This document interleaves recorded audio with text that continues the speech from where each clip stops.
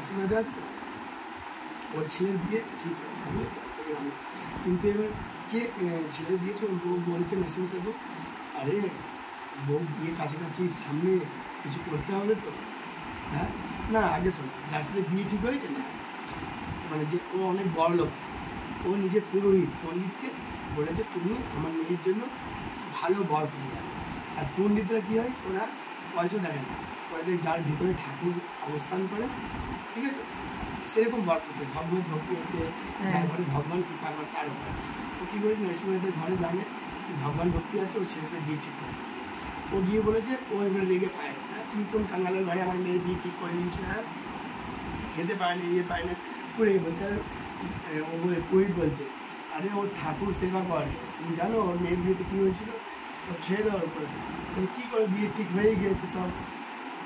লাস্টে ও এবার বিয়ে ওরা সব ঠিকঠাক করে এদিকে এবার বরযাত্রী নিয়ে যেতে হবে।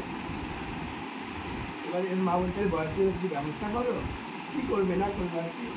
বলছে, আরে যার ছেলে আছে সে করবে, ঈশ্বরের ছেলে আছে, আমি কী করবো, উনি পাঠিয়েছে উনি বলবে, ও ঠাকুর বাছিয়ে দিচ্ছে। আর ওর শ্বশুরবাড়ির বলছে, আরে ওরা কাঙ্গালরা কী আসবে, এক দুদিন আসবে, ওরা আর কি কাঙ্গালরা আসে। হ্যাঁ, বিয়ে ঠিক করে মেয়েকে নিয়ে চলে গেল, এখানে কীর্তন করতে আসলো। আবার সাবরা শেখ চলে এসছে মনির হয়ে, এসে পুরো গরু গাড়ি ভালো করে সাজিয়ে দিয়ে এবার হেল্প করে কাজ করছে। আর নরসিংহাতে গিয়েও নমস্কার করলো, সাবরা শেখ ফের আপ গিয়ে চলো, সাবরা শেখ সব ব্যবস্থা করলো, বললো চলো গায়ত্রীতে। তো নরসিংহ বলছে, আমি গিয়ে কী করবো, বলছে না তোমাকে যেতে হবে, বাবাকে প্রায় লাগে, তুমি যাও না, বলছে না, ওর হাত ধরে ওকে নিয়ে গেল। ওখানে গেল, ওনাকে কী ভিকারিরা আসবে, ব্যান্ড বাজায় নিয়ে পুরো গাড়ি, হাতি ঘোড়া সব নিয়েছে, রাজমায় বিয়ে করতে যাই সব দারোয়ান ওরা নিয়ে গেছে।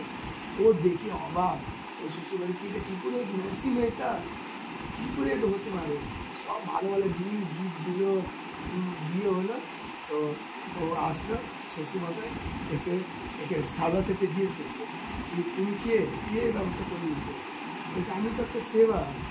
ওদের ভেতরে দেখো আমার মালিক বসে আছে মুনি, ওতেই গিয়ে জিজ্ঞেস করে, ওতেই বোঝাই করা। তো এরকম পর্দা করলে দেখছি নার্সিং কাপড়, তখন বুঝে গেল ঠাকুরের কৃপা, ঠাকুরের কৃপাকে কোনো গরিব হতে পারে না।